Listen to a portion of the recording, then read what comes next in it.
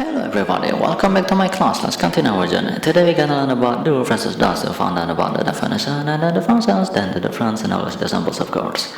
Alright semuanya, kembali bersama Mr. J. Kita lanjut tutorial kita, dan hari ini kita akan belajar tentang do versus does. Kita akan bahas pengertiannya, fungsi-fungsinya, perbedaannya, dan contoh-contohnya pastinya.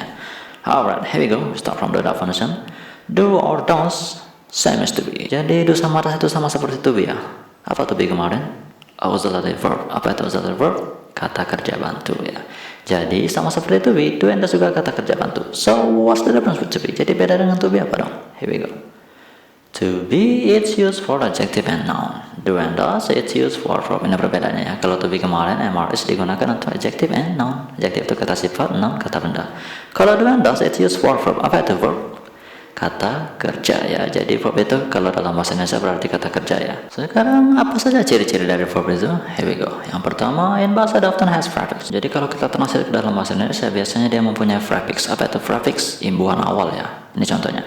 Membaca, menyayangi, bermain, berenang. Oke, ini semua kata-kata ini mempunyai imbuhan awal ya. Ber ya. Dan ciri yang kedua, specifically, verb is word that has action. Jadi lebih detailnya, verb itu kata yang mempunyai action, mempunyai tindakan atau mempunyai kegiatan ya. Ini contohnya. Read, eat, drink, pray, love, like, etc. ya. Jadi membaca, makan, minum, berdoa, menyayangi, menyukai itu semua kata kerja ya. Karena dia mempunyai tindakan atau mempunyai action ya. Dan kalau kita translate ke dalam bahasa Indonesia, ini rata-rata mempunyai imbuhan awal semua ya. Membaca, memakan, meminum, berdoa, menyayangi, menyukai ya. Oke, jadi rata-rata mempunyai imbuhan awal dan dia mempunyai action, itulah verb. Atau ada cara kedua untuk mengetahui ciri-ciri dari verb sama seperti adjective and noun kemarin, yaitu perhatikan kodenya ya. Oke, kalau kemarin kan, kalau adjective kodenya ADJ di kamusnya, kalau noun kodenya N. Kalau verb juga ada kodenya yaitu V ya. Jadi kalau kodenya ADJ dia berarti adjective atau kata sifat, kalau kodenya N dia berarti noun atau kata benda, kalau kodenya V dia berarti verb atau kata kerja ya. Kalau bukan antara ketiganya berarti belum kita pelajari ya. Untuk sekarang ada 3 jenis kata yang sudah kita pelajari. Adjective kata sifat, noun kata benda, verb kata kerja ya. Sekarang kita kembali ke do and does. Now the function of do and does. Sekarang fungsi dari do and does. As I explained before, they are used for verb. Jadi seperti Mister jelaskan tadi, do and does ini digunakan untuk verb ya atau kata kerja. Itulah perbedaan dengan to be. Kalau to be kemarin untuk kata sifat dan kata benda ya, adjective and noun. And then just like to be, do and does is also used for present tense. Oke, jadi sama seperti to be, do and does juga digunakan untuk present tense. Apa itu present tense? Oke, di video sebelumnya Mister ulas sedikit ini ya. Present tense. Present tense is habitual action sentence. Jadi kalimat untuk kebiasaan atau masa sekarang ya. Oke, jadi do and does itu fungsinya pertama dia digunakan untuk kata kerja atau verb dan digunakan untuk present tense sama seperti to be. Sekarang apa perbedaan antara do and does? What's the difference? Oke, perbedaannya di pasangannya atau di subjeknya ya. Kalau do pasangannya Ayu Dewi, kalau does pasangannya she it ya. Oke, ini contohnya dalam sebuah kalimat ya. I do read book, saya membaca buku. You do teach, kamu mengajar. We do study, kami belajar. They do like volleyball, mereka menyukai bola voli. And then yang she it, she does buy pencil, dia perempuan membeli pensil. He does give flower, dia laki-laki memberi bunga. It does fly, dia benda atau hewan terbang ya. Oke, jadi bisa kita pastikan setelah do and does ini pasti semuanya kata kerja ya. Ini pasti verb semua. Read, teach, study, like, buy, give, fly, ini semua kata kerja ya. Kalau nggak percaya silahkan dicek di kamus, pasti kodenya V ya. Perbedaannya, kalau do pasangannya untuk Ayu Dewi, kalau does pasangannya she it ya. Perbedaannya di subjek ya. Oke, sekarang the samples and 3 kinds of sentence. Jadi sekarang ini contohnya dalam 3 jenis kalimat yang berbeda ya, positif, negatif, dan interrogatif. Yang pertama do dulu. I do study, saya belajar. Kalau negatif, dia tinggal di tamanat. Di mana? Setelah do, dia menjadi I do not study, saya tidak belajar. Dan kalau pertanyaan tinggal balik antara do sama subjeknya, dia menjadi do I study, apakah saya belajar? Nah, diri sendiri ya. And then we do read book, kami membaca buku. Oke, itu positifnya. Kalau negatif tinggal di tamanat menjadi we do not read book, kami tidak membaca buku. Dan kalau pertanyaan tinggal balik yang menjadi do we read book, apakah kami membaca buku? Sekarang yang does, she does it, dia perempuan makan. Itu positifnya. Kalau negatif tinggal di tamanat, di mana setelah does ya, dia menjadi she does not eat, dia perempuan tidak makan. Jangan dong. Kalau interrogatif atau pertanyaan tinggal balik antara does sama subjek ya, dia menjadi does she eat, apakah dia perempuan makan? Oke, satu lagi, he does teach, dia laki-laki mengajar. Kalau negatif tinggal ditambah not menjadi he does not teach, dia laki-laki tidak mengajar. Kalau interrogatif atau pertanyaan tinggal balik, dia menjadi does he teach, apakah dia laki-laki mengajar. Sekarang ada pertanyaan, can we drop the do or does in a sentence? Bisakah kita menghilangkan do atau does dalam sebuah kalimat? Jawabannya, yes we can.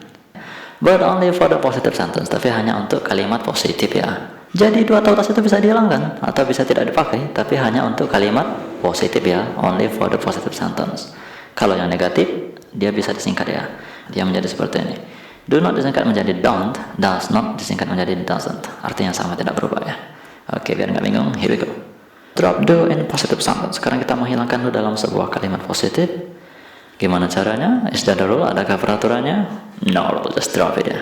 Jadi kalau kita menghilangkan do dalam sebuah kalimat positif, tidak ada peraturan. Ini contohnya ya, I do study. Kalau mau kita hilangkan bisa, tapi cuma untuk yang positif ya. Dia menjadi I study. Apakah artinya berubah? No, artinya tetap sama ya.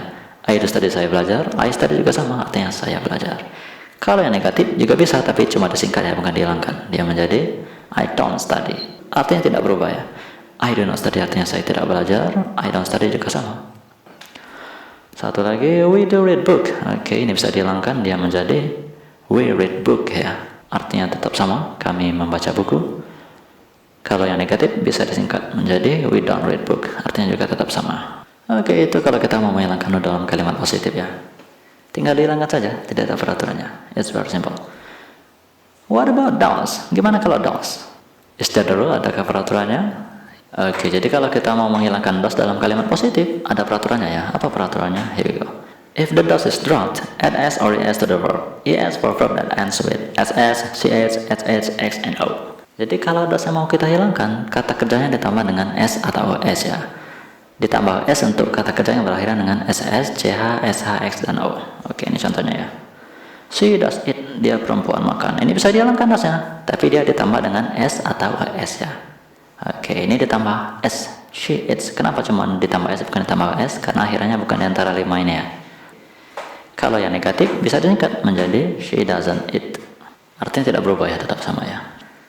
Dan satu lagi, he does teach, dia laki-laki mengajar. Oke, ini bisa dihilangkan doesnya, dia menjadi he teaches. Oke, tapi ditambah dengan s. Kenapa ini ditambah s bukan ditambah s saja? Karena akhirnya ch ya, termasuk di sini. Jadi kalau akhirnya sh, ch, sh, x, dan o, dia ditambah s kalau dihilangkan doesnya ya. Ini contohnya, dia menjadi he teaches. Kalau yang negatif bisa disingkat menjadi he doesn't teach. Alright, now Mr. has some special words that you can remember. There are 8 words now. Jadi sekarang ada 8 kosakata ya yang bisa dengan ingat. Let's say together. Learn, Learn, write, write, work, work, eat, eat, worship, worship, smart, smart, boxer, boxer, sleep. sleep. Alright, now you can say by yourselves. Learn, write, work, eat, worship, smart, boxer, sleep. Alright, sekarang ini cara penulisannya. Learn, write, work, eat, worship, smart, boxer, sleep. Alright, once more to make it clearer. Learn, write, work, eat, worship, smart, boxer, sleep. Oke, ini semuanya sudah terkasih kode masing-masing ya. Ada kodenya V, ini berarti verb atau kata kerja ya. Ada kodenya ADJ, ini berarti adjektif atau kata sifat. Kalau kodenya N, dia berarti noun atau kata benda ya. Alright, now Mr. has practice for you. Sekarang kita punya latihan untuk kalian semua. Ada 8 soal sesuai dengan kosakata yang kita pelajari. It's very simple, very easy. Kamu tidak tidur, kami menulis. Apakah mereka belajar? Dia laki-laki bekerja. Apakah dia perempuan beribadah? Kami pintar, dia perempuan seorang petinju. Dia laki-laki tidak makan. Oke, silakan dikerjakan, silakan dicoba. Selamat belajar. Now, do you have any questions? And if you do, comment in the comment sections about the definitions or about the verb. Maybe you confused about this or about the vocabularies and so on ya. Oke, jadi kalau ada pertanyaan silahkan ditanyakan di kolom komentar ya, tentang pengertiannya, tentang verb, tentang fungsinya, atau tentang kosakata dan latihan. Insya Allah Mr. jawab ya. Now I think that's all for today. Thanks for watching. See you next time, see you in the next video, see you in the next journey. Happy learning and enjoy the show.